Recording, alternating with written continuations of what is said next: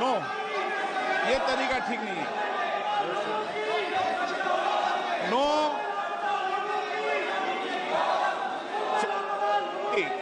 राज्यपाल अभिभाषण पर चर्चा होगी। नो तरीका। Honorable Speaker, I present the budget for 25-26. This budget continues our government's efforts to A. Accelerate growth, B. Secure inclusive development, C. Invigorate private sector investments, D. Uplift household sentiments, and E. Enhance spending power of India's rising middle class. Together, we embark on a journey to unlock our nation's tremendous potential for greater prosperity and global positioning under the leadership of Honorable Prime Minister Shri Narendra Modi. As we complete the first quarter of the 21st century, continuing geopolitical headwinds suggest lower global economic growth over the medium term. However, our aspiration for a Vikasit Bharat inspires us, and the transformative work we have done during our government's first 2 terms guides us to march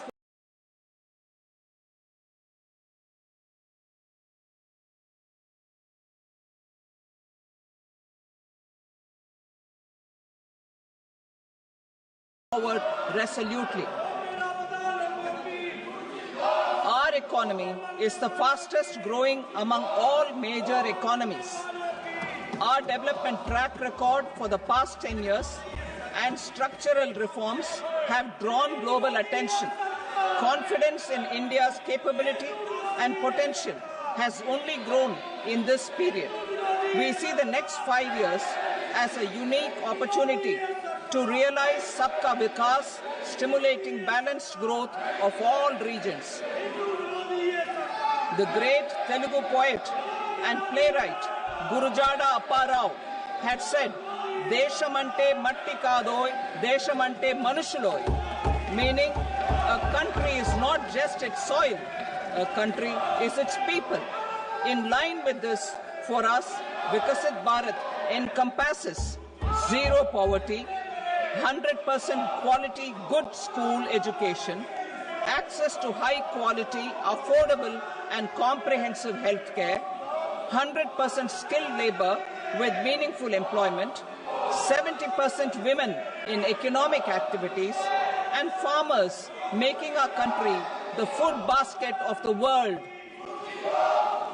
In this budget, the proposed development measures span 10 broad areas, focusing on Garib, youth, Annadata, and Nari, spurring agricultural growth and productivity, building rural prosperity and resilience, taking everyone together on an inclusive growth path, boosting manufacturing and furthering Make in India, supporting MSMEs, enabling employment-led development, investing in people, economy, and innovation, securing energy supplies, promoting exports, and nurturing innovation.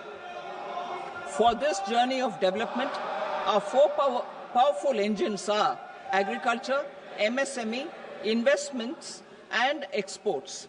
The fuel, our reforms, our guiding spirit, inclusivity, and the destination, Vikasit Bharat.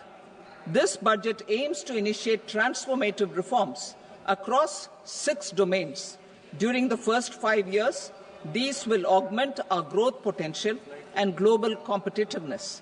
The domains are taxation, power sector, urban development, mining, financial sector, and regulatory reforms. Agriculture as the first engine. Now I move to specific proposals, beginning with agriculture as the first engine.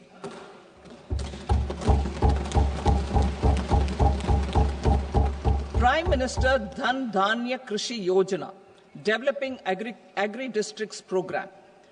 Motivated by the success of the aspirational district program, Our government will undertake a Prime Minister Dhan Dhanya Krishi Yojana in partnership with states. Through the convergence of existing schemes and specialized measures, the program will cover 100 districts with low productivity, moderate crop intensity, and below average credit parameters. It aims to 1. Enhance agricultural productivity, 2. Adopt crop diversification and sustainable agricultural practices, 3. Augment post-harvest storage at the panchayat and block level, 4. Improve irrigation facilities, and 5. Facilitate availability of long-term and short-term credit. This program is likely to help 1.7 crore farmers. Building rural prosperity and resilience. A comprehensive multi-sectoral rural prosperity and resilience program will be launched in partnership with the states. This will address underemployment in agriculture through skilling, investment, technology, and invigorating the rural economy. The goal is to generate ample opportunities in rural areas so that migration is an option but not a necessity. The program will focus on rural women, young farmers, rural youth, marginal and small farmers, and landless families. The details are in Annexure A. Domestic best practices will be incorporated, and appropriate technical and financial assistance will be sought from multilateral development banks. In Phase 1, 100 developing agri-districts will be covered. Atmanirbharta in pulses. Our government is implementing the National Mission for Edible Oilseed for achieving Atmanirbharta in edible oils. Our farmers have the capability to grow enough for our needs and more. 10 years ago, we made concerted efforts and succeeded in achieving near self-sufficiency in pulses. Farmers responded to the need by increasing the cultivated area by 50%, and government arranged for procurement and remunerative prices. Since then, with rising incomes and better affordability, our consumption of pulses has increased significantly. Our government will now launch a 6-year mission for Atmanirbharta in pulses with a special focus on Tuar, Urad and Masoor. Details are in Annexure B. Central agencies such as NAFED and NCCF will be ready to procure these 3 pulses as much as offered during the next 4 years from farmers who register with these agencies and enter into agreements. Comprehensive program for vegetables and fruits. It is encouraging that our people are increasingly becoming aware of their nutritional needs. It is a sign of a society becoming healthier. With rising income levels, the consumption of vegetables, fruits, and Sri Anna is increasing significantly. A comprehensive program to promote production, efficient supplies, processing, and remunerative prices for farmers will be launched in partnership with the states. Appropriate institutional mechanisms for implementation and participation of farmer producer organizations and cooperatives will be set up. Makhana board in Bihar. For this, there is a special opportunity for the people of Bihar. A Makhana board will be established in the state to improve production, processing, value addition, and marketing of Makhana. The people engaged in these activities will be organized into FPOs. The board will provide hand-holding and training support to Makhana farmers and will also work to ensure they receive the benefits of all relevant government schemes. A national mission on high-yielding seeds will be launched, aimed at 1. Strengthening research ecosystem, 2. Targeted development and propagation of seeds with high yield, pest resistance and climate resilience. And 3, commercial availability of more than 100 seed varieties released since July 2024. India ranks second largest globally in fish production and aquaculture. Seafood exports are valued at 60,000 crore rupees. To unlock the untapped potential of the marine sector, our government will bring in an enabling framework for sustainable harnessing of fisheries from Indian exclusive economic zone and high seas, with a special focus on the Andaman and Nicobar and Lakshadweep islands. For the benefit of lakhs of cotton growing farmers, I am pleased to announce a mission for cotton productivity. This 5-year mission will facilitate significant improvements in productivity and sustainability of cotton farming and promote extra long staple cotton varieties. The best of science and technology support will be provided to farmers. Aligned with our integrated 5F vision for the textile sector, this will help in increasing incomes of the farmers and ensure a steady supply of quality cotton for rejuvenating India's traditional textile sector. Kisan credit cards facilitate short-term loans for 7.7 crore farmers, fishermen, and dairy farmers. The loan limit under modified interest subvention scheme will be enhanced from 3 lakh rupees to 5 lakh rupees for loans taken through the KCC. For Atmanirbharta in urea production, our government had reopened 3 dormant urea plants in the eastern region. To further augment urea supply, a plant with annual capacity of 12.7 lakh metric tons will be set up at Namrup in Assam.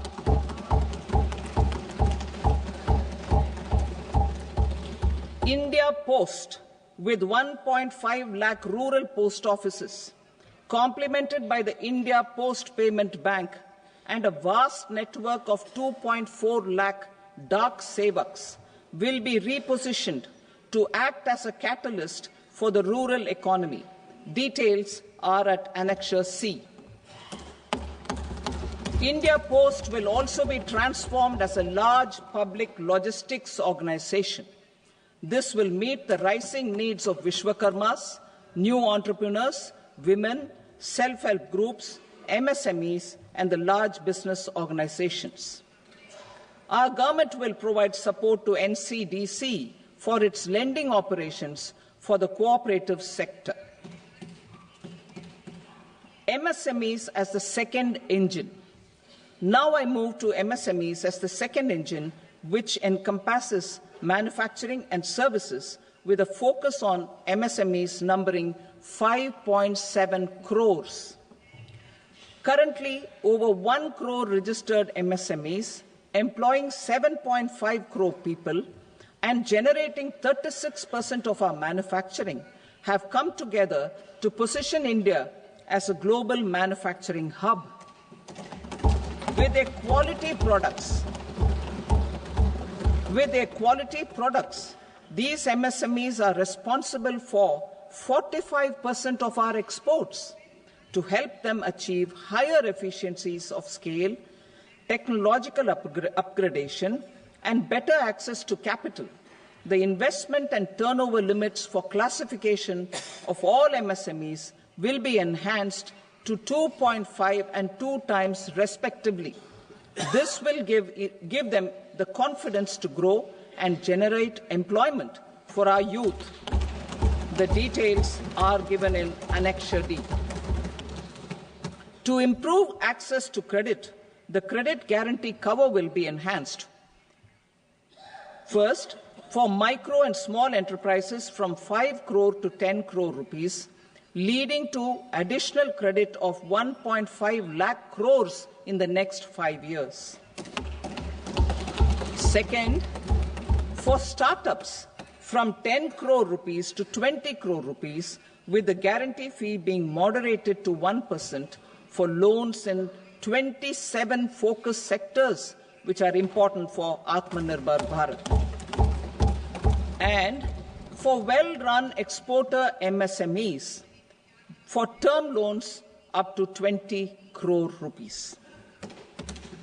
Also for the micro enterprises, we will introduce customized credit cards with a 5 lakh rupee limit for micro enterprises registered on Udyam portal. In the first year, 10 lakh such cards will be issued. Fund of funds for startups. The Alternate Investment Fund, AIFs, for startups have received commitments of more than 91,000 crores rupees. These are supported by the fund of funds set up with the government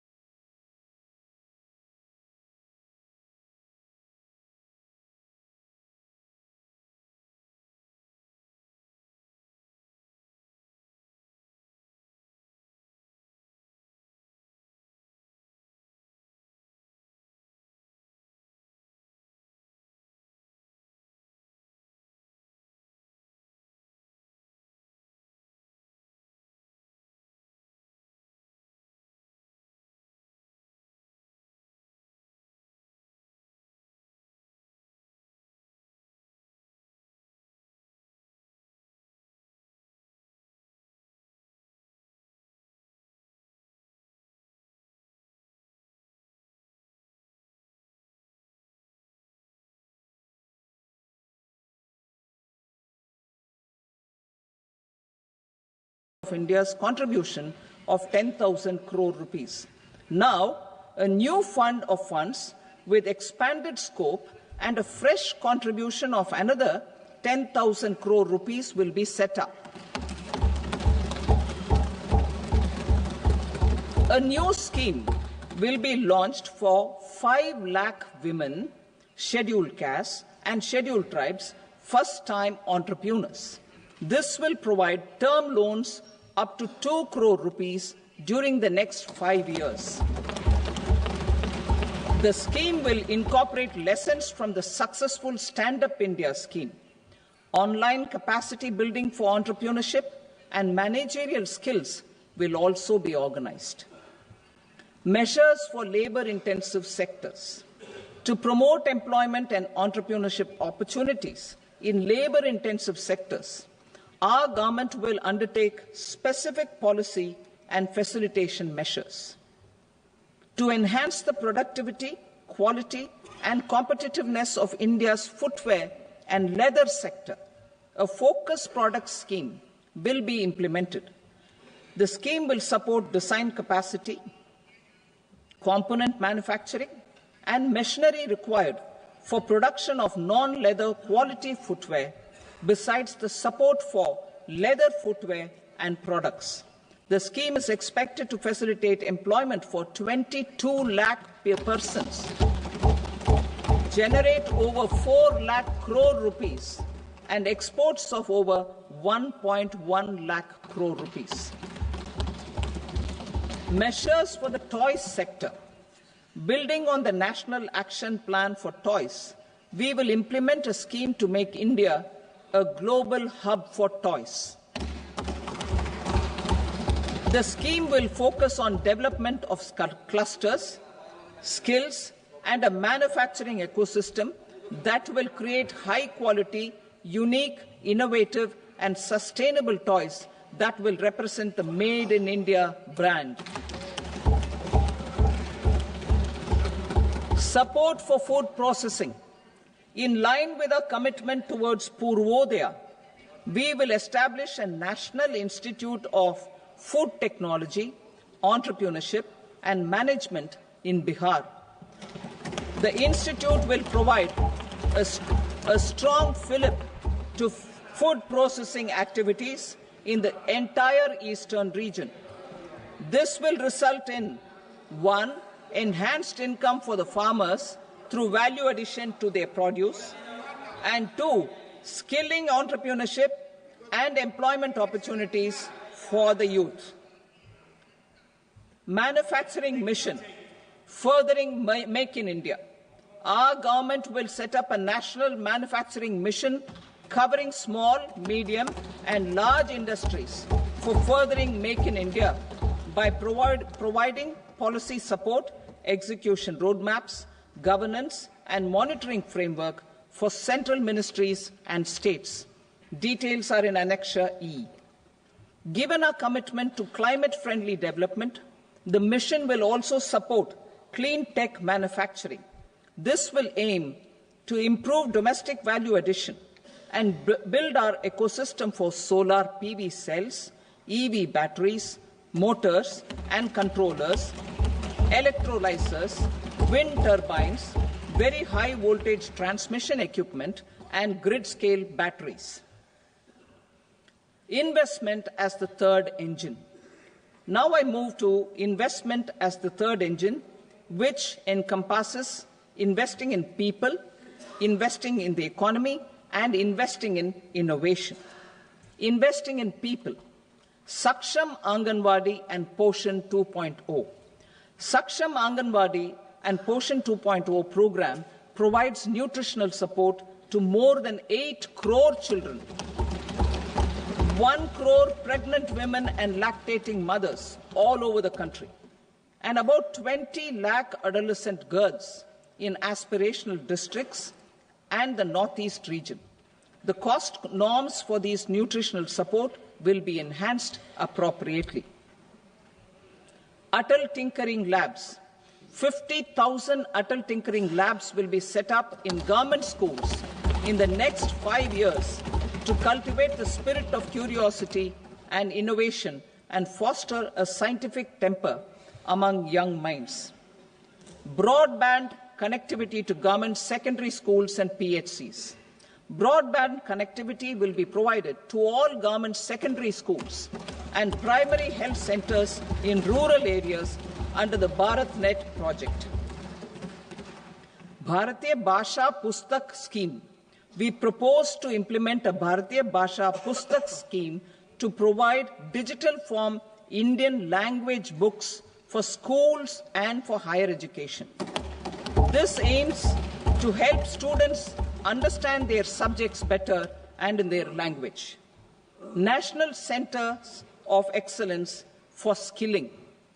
Building on the initiative announced in the July 24 budget, 5 national centers of excellence for skilling will be set up with global expertise and partnerships to equip our youth with the skills required for Make for India, Make for the World manufacturing.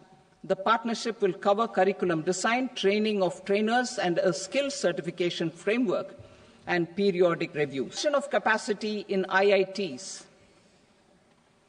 Total number of students in 23 IITs has increased 100% from 65,000 to 1.35 lakh in the past 10 years.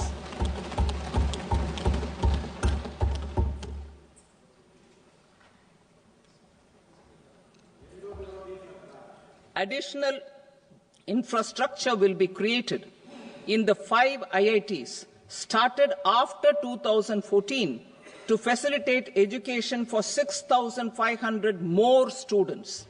Hostel and other infrastructure capacity at IIT Patna will also be expanded.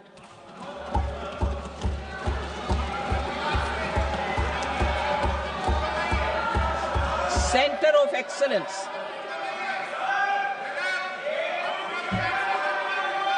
Center of Excellence in AI for Education. I had announced 3 centers of excellence in artificial intelligence for agriculture, health, and sustainable cities in 2023. Now a center of excellence in artificial intelligence for education will be set up with a total outlay of 500 crores. Expansion of medical education.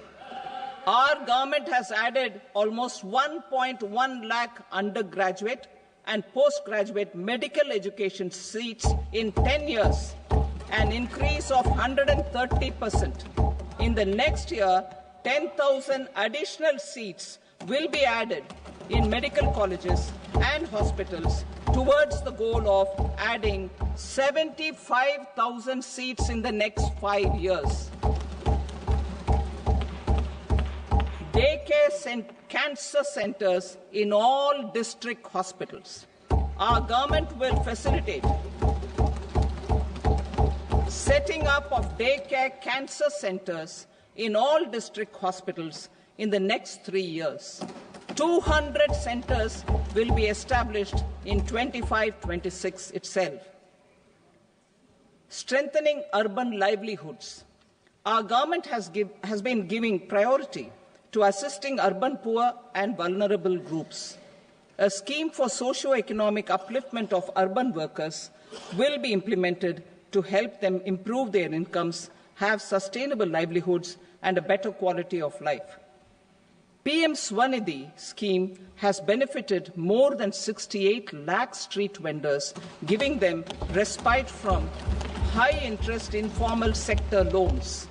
Building on this success, the scheme will be revamped with enhanced loans from banks, UPI-linked credit cards with 30,000 rupees limit, and capacity building support.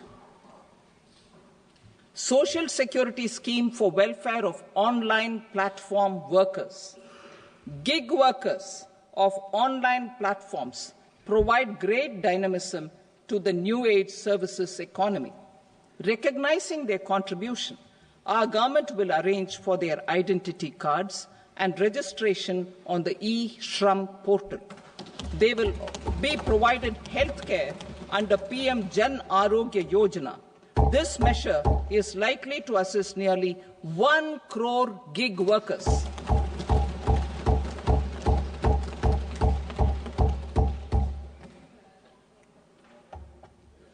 Investing in the economy. Public-private partnership in infrastructure. Each infrastructure-related ministry will come up with a 3-year pipeline of projects that can be implemented in PPP mode. States will also be encouraged to do so and can seek support from the India Infrastructure Project Development Fund, which is a scheme to prepare PPP proposals. Support to states for infrastructure. An outlay of 1.5 lakh crore is proposed for the 50-year interest-free loans to states for capital expenditure and incentives for reforms. Building on the success of the first asset monetization plan announced in 2021, the second plan for 2025 to 30 will be launched to plough back capital of 10 lakh crore in new projects. Regulatory and fiscal measures will be fine-tuned to support the plan. Jal Jeevan Mission. Since 2019, 15 crore households, representing 80% of India's rural population, have been provided access to portable tap water connections. To achieve 100% coverage, I am pleased to announce the extension of this mission until 2028 with an enhanced total outlay. The mission's focus will be on the quality of infrastructure and O&M of rural piped water supply schemes through Jan Bhagidari. A separate MOU or separate MOUs will be signed with the states and union territories to ensure sustainability and citizen-centric water services delivery. Urban sector reforms. Building on the July budget proposals, urban sector reforms related to governance, municipal services, urban land and planning will be incentivized. Urban Challenge Fund. The government will set up an Urban Challenge Fund of 1 lakh crore rupees to implement the proposals for cities as growth hubs. creative redevelopment of cities, and for water and sanitation purposes announced in the July budget. This fund will finance up to 25% of the cost of bankable projects, with a stipulation that at least 50% of the cost is funded from bonds, bank loans, and PPPs. An allocation of 10,000 crore is proposed in 2025-26. Power sector reforms. We will incentivize electricity distribution reforms and augmentation of intra-state transmission capacity by states. This will improve financial health and capacity of electricity companies. Additional borrowing of 0.5% of GSDP will be allowed to states contingent on these reforms. Nuclear energy mission for Vikasit Bharat.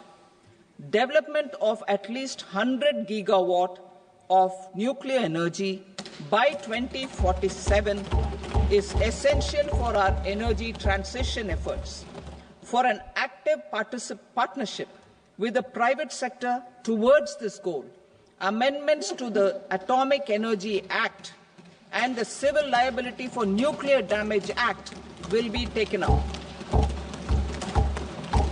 A nuclear energy mission for research and development of small modular reactors with an outlay of 20,000 crore will be set up. At least 5 indigenously developed small modular reactors will be operationalized by 2033. Shipbuilding. The shipbuilding financial assistance policy will be revamped to address cost disadvantages. This will also include credit notes for shipbreaking in Indian yards to promote the circular economy. Large ships above a specified size will be included in the infrastructure harmonized master list. Shipbuilding clusters will be facilitated to increase the range, categories, and capacity of ships. This will include additional infrastructure, facilities, skilling, and technology to develop the entire ecosystem. Maritime Development Fund. For long-term financing for the maritime industry, a Maritime Development Fund with a corpus of 25,000 crore rupees will be set up. This will be for distributed support and promoting competition. This will have up to 49% contribution by the government, and the balance will be mobilized from ports and from private sector. UDAN regional connectivity schemes. UDAN has enabled 1.5 crore middle-class people to meet their aspirations for speedier travel. The scheme has connected 88 airports, and operationalized 619 routes. Inspired by that success, a modified UDAN scheme will be launched to enhance regional connectivity to 120 new destinations and carry 4 crore passengers in the next 10 years. 4 crore additional passengers in the next 10 years. The scheme will also support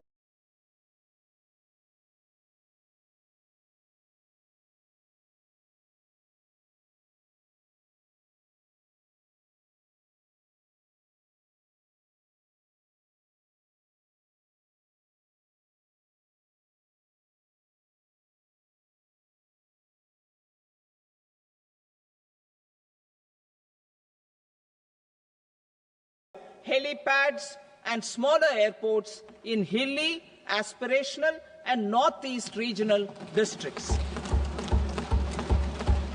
Greenfield airports will be facilitated in Bihar to meet the future needs of the state. These will be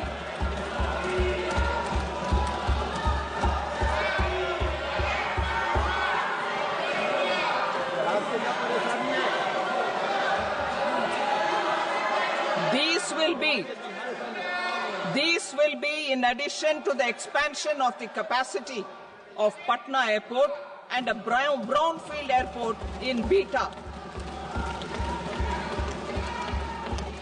Western Kosi Canal project in Mithilanchal. Financial support will be provided for the Western Kosi Canal ERM project, benefiting a large number of farmers cultivating over 50,000 hectares of land in the Mithilanchal region of Bihar. Mining sector reforms. Mining sector reforms, including those for minor minerals, will be encouraged through sharing of best practices and institutions of a state mining index, a policy for employment-led growth. Top 50 tourist destination sites in the country will be developed in partnership with states through a challenge mode. Land for building key infrastructure will have to be provided by the states. Hotels in these destinations will be included in the infrastructure.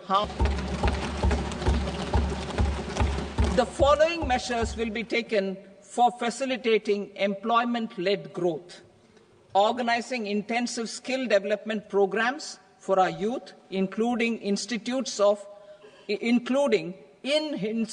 of hospitality management, providing mudra loans for homestays, improving ease of travel and connectivity to tourist destinations, providing performance-linked incentives to states for effective destination management, including tourist amenities, cleanliness, and marketing efforts, and introducing streamlined e-visa facilities along with visa fee waivers for certain tourist groups. Continuing with the emphasis on places of spiritual and religious significance, in the July budget, there will be a special focus on destinations related to the life and times of Lord Buddha. Medical tourism and heal in India. Medical tourism and heal in India will be promoted in partnership with the private sector, along with capacity building and easier visa norms. Investing in innovation.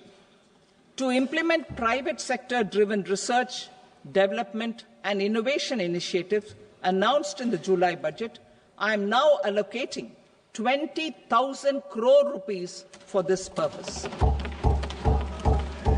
A deep tech fund of funds will also be explored to catalyze the next generation startups as a part of this initiative. In the next 5 years, under the PM Research Fellowship Scheme, we will provide 10,000 fellowships for technological research in IITs and IISc with enhanced financial support. The second gene bank with 10 lakh germplasm lines will be set up for future food and nutritional security. This will provide conservation support to both public and private sectors for genetic resources. We will start a national geospatial mission to develop foundational geospatial infrastructure and data. Using PM Gati Shakti, this mission will facilitate modernization of land records, urban planning, and design of infrastructure projects. A Gyan Bharatam mission for survey, documentation, and conservation of our manuscript heritage with academic institutions, museums, libraries, and private collectors will be undertaken to cover more than 1 crore manuscripts. We will set up a national digital repository of Indian knowledge systems for knowledge sharing. Now I move to exports as the fourth engine. We will set up an export promotion mission with sectoral and ministerial targets driven jointly by the Ministries of Commerce, MSME, and Finance.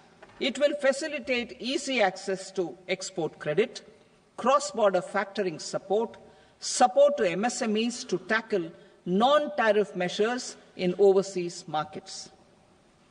A digital public infrastructure, Bharat Trade Net, for international trade will be set up as a unified platform for trade documentation and financing solutions. This will complement the Unified Logistics Interface platform. The BTN will be aligned with international practices. Support will be provided to develop domestic manufacturing capacities for our economy's integration with global supply chains. Sectors will be identified based on objective criteria. Facilitation groups with participation of senior officers and industry representatives will be formed for select products and supply chains. Through this, there are huge opportunities related to Industry 4.0, which needs high skills and talent. Our youth have both. Our government will support the domestic electronic equipment industry to leverage this opportunity for the benefit of our youth. A national framework will be formulated as guidance to states for promoting global capability centers in emerging Tier 2 cities. This will suggest measures for enhancing availability of talent and infrastructure, building bylaw reforms, and mechanisms for collaboration with industry. Our government will facilitate upgradation of infrastructure and warehousing for air cargo, including high-value perishable horticultural produce.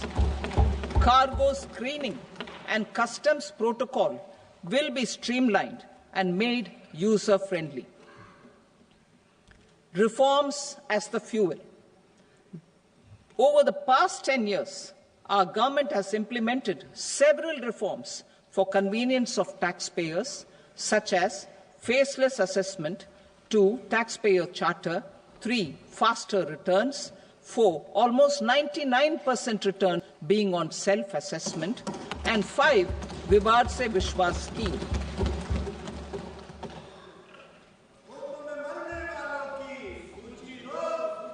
Continuing these efforts, I reaffirm the commitment of the Tax Department to trust first, scrutinize later. I also propose to introduce the new income tax bill next week. I will detail the indirect tax reforms and changes in direct taxes in Part B. Financial sector reforms. The FDI limit for the insurance sector will be raised from 74 to 100%. This enhanced limit will be available for those companies which invest the entire premium in India. The current guardrails and conditionalities associated with foreign investment will be reviewed and simplified. The services of India Post Payment Bank will be deepened and expanded in rural areas. NABFID will set up a partial credit enhancement facility for corporate bonds for infrastructure. Public sector banks will develop Grameen Credit Score Framework to serve the credit needs of SHG members and people in rural areas. A forum for regulatory coordination and development of pension products will be set up. To implement the earlier announcement on simplifying the KYC processes, the revamped Central KYC Registry will be rolled out in 2025. We will also implement a streamlined system for periodic updating. Requirements and procedures for speedy approval of company mergers will be rationalized. The scope for fast-track mergers will also be widened and the process made simpler. As proposed in the interim budget, we signed bilateral investment treaties with 2 countries in 2024 to encourage sustained foreign investment, and in the spirit of First Develop India, the current model BIT will be revamped and made more investor-friendly. In the last 10 years, in several aspects, including financial and non-financial, our government has demonstrated a steadfast commitment to ease of doing business. We are determined to ensure that our regulations must keep up with technological innovations and global policy developments. A light-touch regulatory framework based on principles and trust will unleash productivity and employment. Through this framework, we will update regulations that were made under old laws. To develop this modern, flexible, people-friendly and trust-based regulatory framework appropriate for the 21st century, I propose 4 specific measures. A high-level committee for regulatory reforms will be set up for a review of all non-financial sector regulations, certifications, licenses and permissions. The committee will be expected to make recommendations within a year. The objective is to strengthen trust-based economic governance and take transformational measures to enhance ease of doing business, especially in matters of inspection and compliances. States will be encouraged to join in this endeavour. An investment friendliness index of states will be launched in 2025 to further the spirit of competitive, cooperative federalism. Under the Financial Stability and Development Council, a mechanism will be set up to evaluate impact of the current financial regulations and subsidiary instructions. It will also formulate a framework to enhance their responsiveness and development of the financial sector. In the Jan Vishwas Act 2023, more than 180 legal provisions were decriminalized. Our government will now bring up the Jan Vishwas Bill 2.0 to decriminalize more than 100 provisions in various laws. I now move to fiscal policy. In the July budget, I had committed to staying the course for fiscal consolidation. Our endeavour will be to keep the fiscal deficit each year such that central government debt remains on a declining path as a percentage of the GDP. The roadmap for the next 6 years has been detailed in the FRBM statement. Revised estimates for 2024-25. The revised estimate of the total receipts other than borrowings is 31.47 lakh crore rupees, of which the net tax receipts are 25.57 lakh crore rupees. The revised estimate of the total expenditure is 47.16 lakh crore rupees, of which the capital expenditure is about 10.18 lakh crore rupees. The revised estimate of the fiscal deficit is 4.8% of the GDP.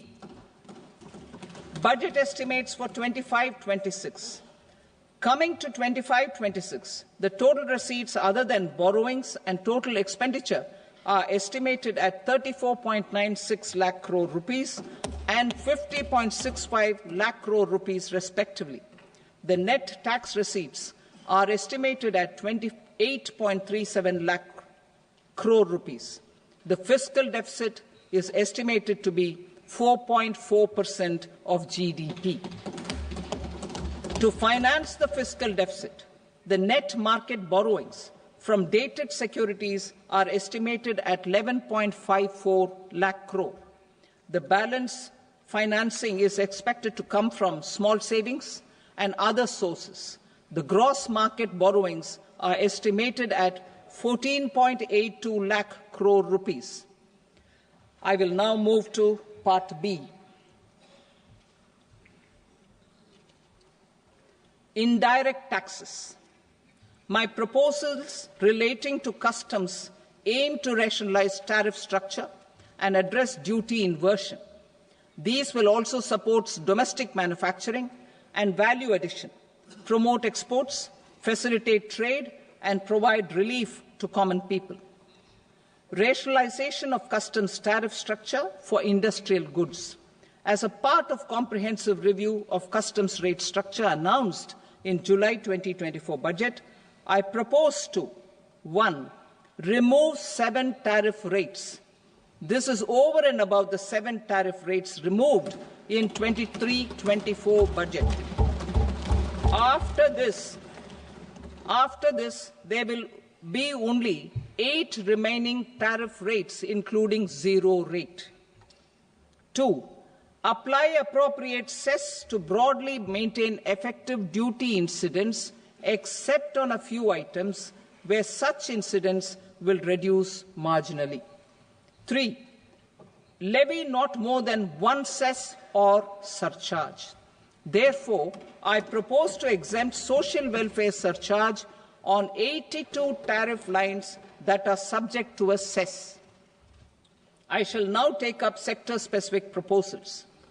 To provide relief to patients, particularly those suffering from cancer, rare diseases, and other severe chronic diseases, I propose to add 36 life-saving drugs and medicines to the list of medicines fully exempted from basic custom duty.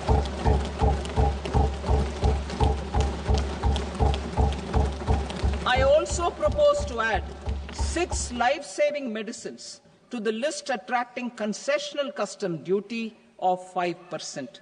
Full exemption and concessional duty will also respectively apply on the bulk drugs for manufacture of the above. Specified drugs and medicines under patient assistance programs run by the pharmaceutical companies are fully exempt from BCD, provided the medicines are supplied free of cost to the patients. I propose to add 37 more medicines along with 13 new patient assistance programs. Support to domestic manufacturing and value addition. Critical minerals. In the July 2024 budget, I had fully exempted BCD on 25 critical minerals that are not domestically available. I had also reduced BCD of 2 other such minerals to provide a major fillip to their processing, especially by MSMEs. Now, I propose to fully exempt cobalt powder and waste, the scrap of lithium-ion battery, lead, zinc, and 12 more critical minerals. This will help secure the availability for manufacturing in India and promote more jobs for our youth. To promote domestic production of technical textile products such as agro-textiles, medical textiles, and geotextiles at competitive prices, I propose to add 2 more types of shuttle-less looms to the list of fully exempted textile machinery. I also propose to revise the BCD rate on knitted fabrics covered by 9 tariff lines from 10 or 20 to 20% or 115 rupees per kg, whichever is higher. Electronic goods. In line with our Make in India policy and to rectify inverted duty structure, I propose to increase the BCD on interactive flat panel display from 10% to 20% and reduce the BCD to 5% on open cell and other components. In 23-24 budget, for the manufacture of open cells of LCD, LED TVs, I had reduced the BCD on parts of open cells from 5% to 2.5%. To further boost the manufacture of such open cells, the BCD on these parts will now stand exempted. Lithium-ion battery. To the list of exempted capital goods, I propose to add 35 additional capital goods for EV battery manufacturing and 28 additional capital goods for mobile phone battery manufacturing. This will boost domestic manufacture of lithium-ion batteries, both for mobile phones and for electric vehicles. Shipping sector. Considering that shipbuilding has a long gestation period, I propose to continue the exemption of BCD on raw materials, components, consumables, or parts for the manufacture of ships for another 10 years.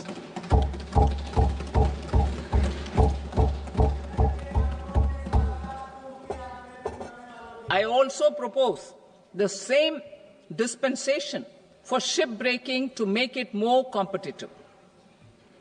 Telecommunication. To prevent classification disputes, I propose to reduce the BCD from 20% to 10% on carrier-grade Ethernet switches to make it at par with non-carrier-grade Ethernet switches. Export promotion. To facilitate exports of handicrafts, I propose to extend the time period for export from 6 months to 1 year, further extendable by another 3 months if required. I also propose to add 9 items to the list of duty-free inputs. Leather sector.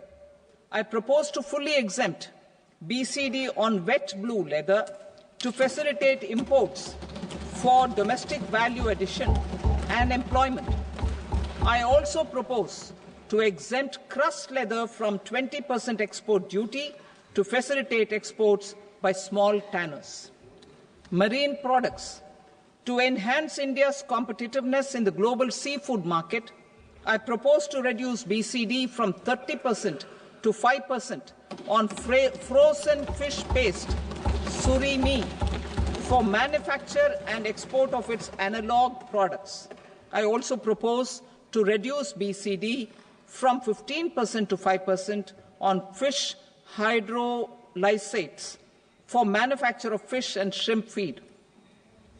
In July 2024 budget, to promote development of domestic MROs for aircraft and ships, I had extended the time limit for export of foreign origin goods that were imported for repairs from 6 months to 1 year and further extendable by 1 year.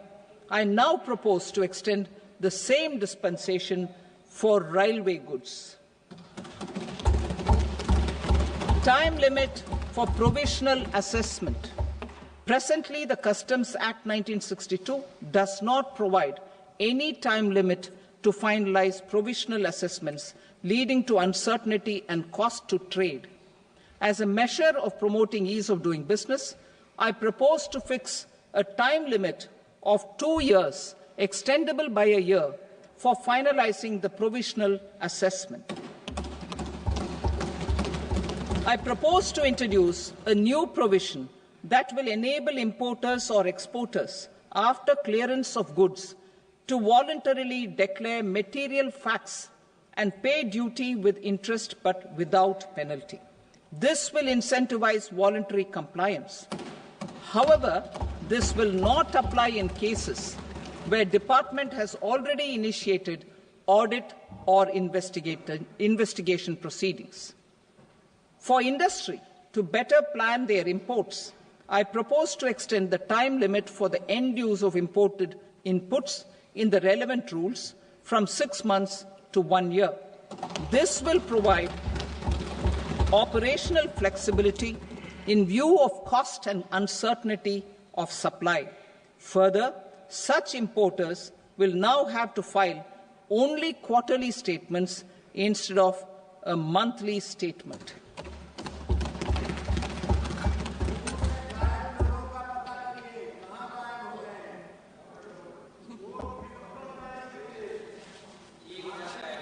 I now come to my direct tax proposals. In Part A, I have briefly underlined taxation reforms as one of key reforms to realize our vision of Vikasit Bharat. In respect of criminal law, our government had earlier ushered in Bharatiya Nyaya Sanhita, replacing Bharatiya Danda Sanhita. I am happy to inform this august House and the country that for new income tax bill will carry forward the same spirit of Nyaya in its drafting as well. The new bill will be clear and direct in text, with close to half of the present law in terms of both chapters and words. It will be simple to understand for taxpayers and tax administrators, leading to tax certainty and reduced litigation. Reforms, however, are not a destination. They are means to achieve good governance for our people and economy. Providing good governance primarily involves being responsive. The Tirukural captures this in verse 542, which reads, "Vaanokki vaazhum ulagallam, mannavan kol nokki vaazhum kudi," meaning, just as the living beings live expecting rains, citizens live expecting good governance. Our government is committed to keeping an ear to the ground and a finger on the pulse and responding while balancing our national building efforts.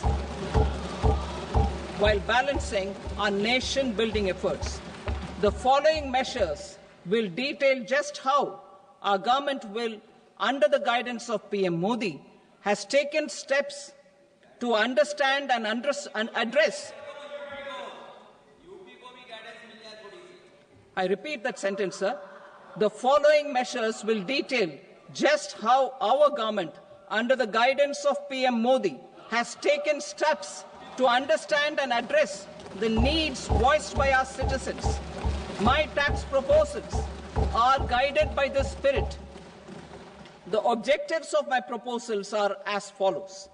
Personal income tax reforms with special focus on middle class. Rationalization of TDS and TCS for easing difficulties. Encouraging voluntary compliance.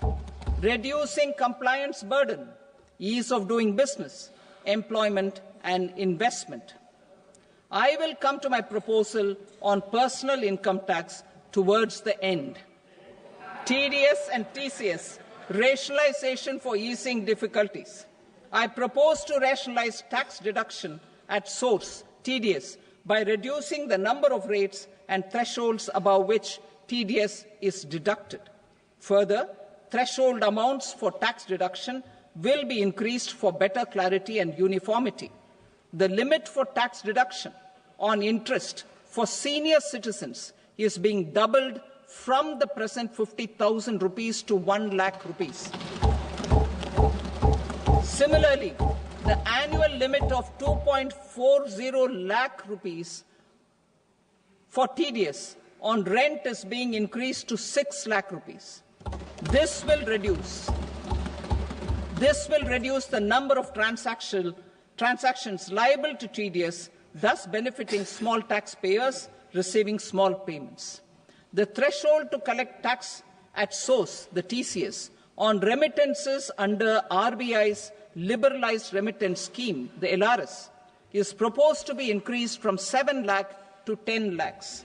I also propose to remove TCS on remittances for education purposes, where such remittances is out of a loan taken from a specified financial institution. Both TDS and TCS are being applied on any transaction related to sale of goods. To prevent such compliance difficulties, I propose to omit the TCS. I also propose that the provisions of the higher TDS deduction will now apply only in non-PAN cases. In July 2024, the delay for payment of TDS up to the due date of filing statement was decriminalized. I propose to provide the same relaxation to TCS provisions as well. The government under the leadership of Prime Minister Modi believes in Sabka Saath, Sabka Vikas, Sabka Vishwas and Sabka Prayas. In line with this, we brought in updated return facility in 2022 for voluntary compliance by taxpayers who had omitted to report their correct income. Our trust in taxpayers was proved right. Nearly 90 lakh taxpayers voluntarily updated their incomes by paying additional tax. Taking this trust further, I now propose to extend the time limit to file updated returns for any assessment year from the current limit of 2 years to 4 years.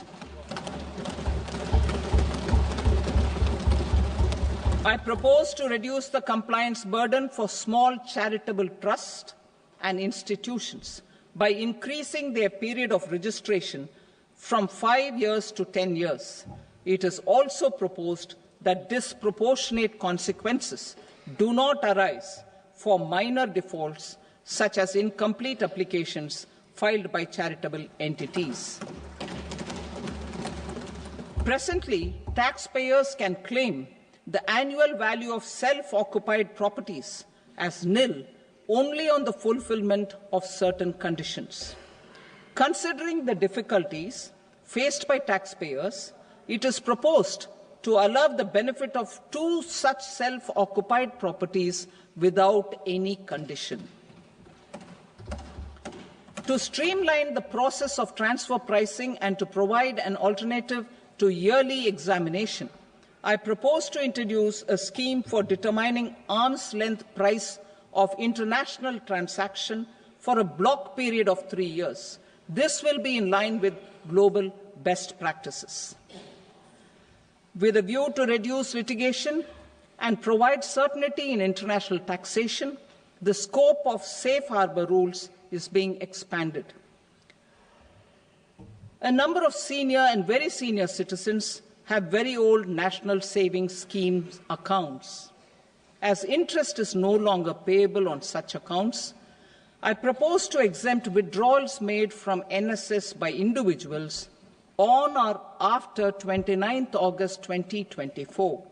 I am also proposing to allow similar treatment to NPS Vatsalya accounts as is available to normal NPS accounts subject to overall limits.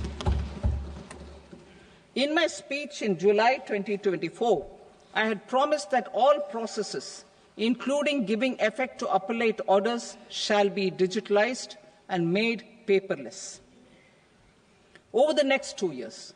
So I'm happy to announce that digitalization is being made operational now. In July 2024, we brought in the Vivad Se Vishwas scheme to resolve income tax disputes pending in appeal.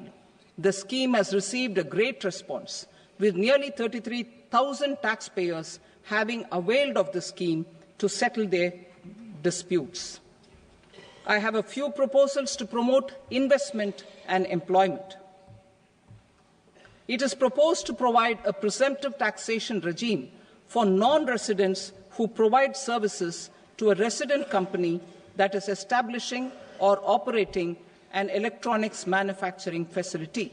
I further propose to introduce a safe harbour for tax certainty for non-residents who store components for supply to specified electronics manufacturing units. Presently, the tonnage tax scheme is available only to sea-going ships. The benefits of existing tonnage tax scheme are proposed to be extended to inland vessels registered under the Indian Vessels Act 2021 to promote inland water transport in the country. Extension for incorporation of startups. We continue to support the Indian startup ecosystem. I propose to extend the period of incorporation by 5 years to allow the benefit available to startups which are incorporated before 1/4/2030. In order to attract and promote additional activities in the IFSC, I am inter alia proposing specific benefits to ship leasing units, insurance offices, and treasury centres of global companies which are set up in IFSC. Further, to claim benefits, the cut-off date for commencement in IFSC has also been extended by 5 years to 31/3/2030. Category 1 and Category 2 AIFs are undertaking investments in infrastructure and other such sectors. I propose to provide certainty of taxation to these entities on the gains from securities, to promote funding from sovereign wealth funds and pension funds to the infrastructure sector. I propose to extend the date of making an investment by 5 more years up to 31st March 2030.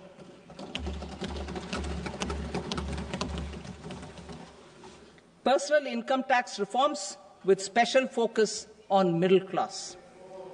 Democracy, demography, and demand are the key support pillars in our journey towards Vikasit Bharat. The middle class provides strength for India's growth. This government, under the leadership of Prime Minister Modi, has always believed in the admirable energy and ability of the middle class in nation building. In recognition of their contribution,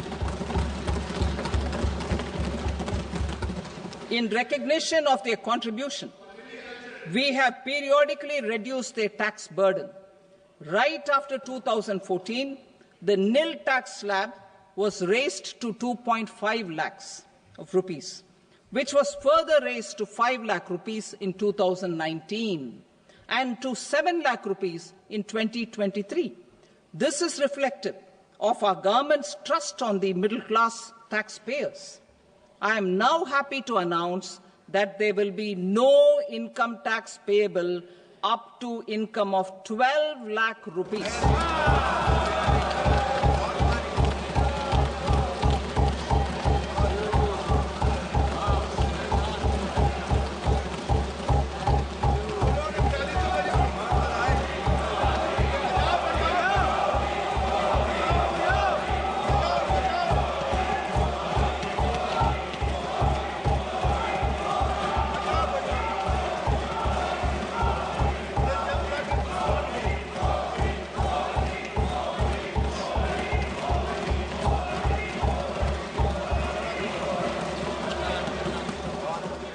So, average income of 1 lakh per month, other than the special rate income such as capital gains, under the new regime.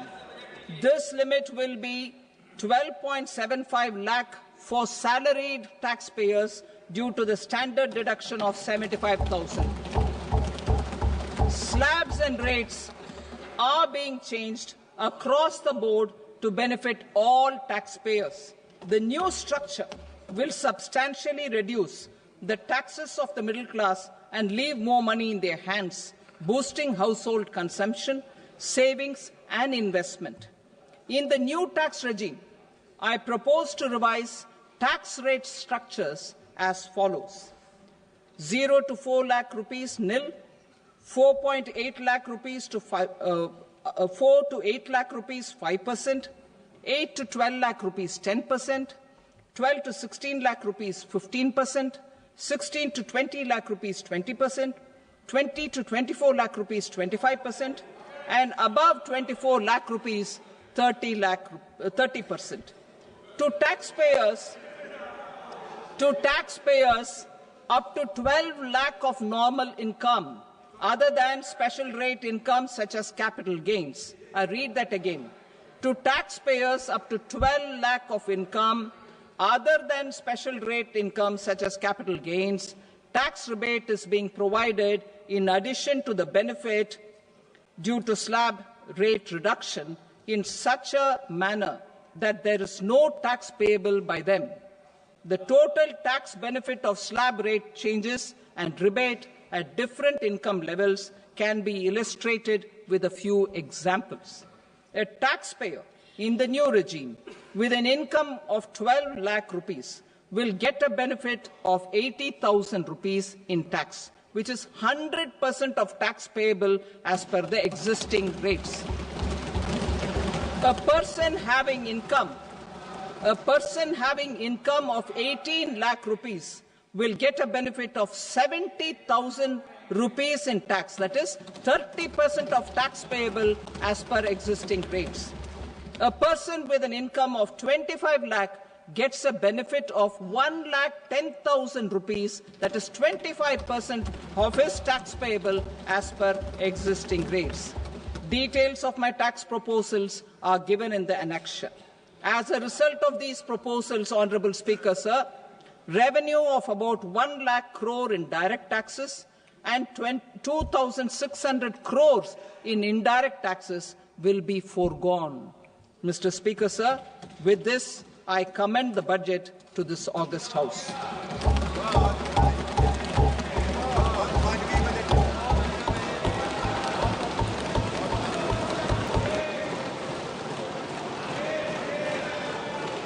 Item number 2 Shrimati Nirmala Sitharaman. Sir, with your permission, I rise to lay on the table the following statements under Section 3(1) of the Fiscal Responsibility and Budget Management Act 2003. Medium-term fiscal policy cum fiscal policy strategy statement and macroeconomic framework statement. Item number 3 Shrimati Nirmala Sitharaman. Sir, with your permission, I rise to move for leave to introduce the Finance Bill 2025. प्रश्न ये है कि विधेयक को पुनर्स्थापित करने की अनुमति प्रदान की जाए। जो सदस्य इसके पक्ष में हाँ कहें, जो सदस्य विरोध में ना कहें। मेरे विचार में निर्णय हाँ वालों के पक्ष में हुआ। हाँ वालों के पक्ष में अनुमति प्रदान की जाती है। माननीय मंत्री जी, अब विधेयक को पुनर्स्थापित करें। Sir, I introduce the bill. Thank you. सभा की कार्रवाई सोमवार दिनांक 3 फरवरी 2025 को प्राप्त 11 बजे तक के लिए स्थगित की जाती है।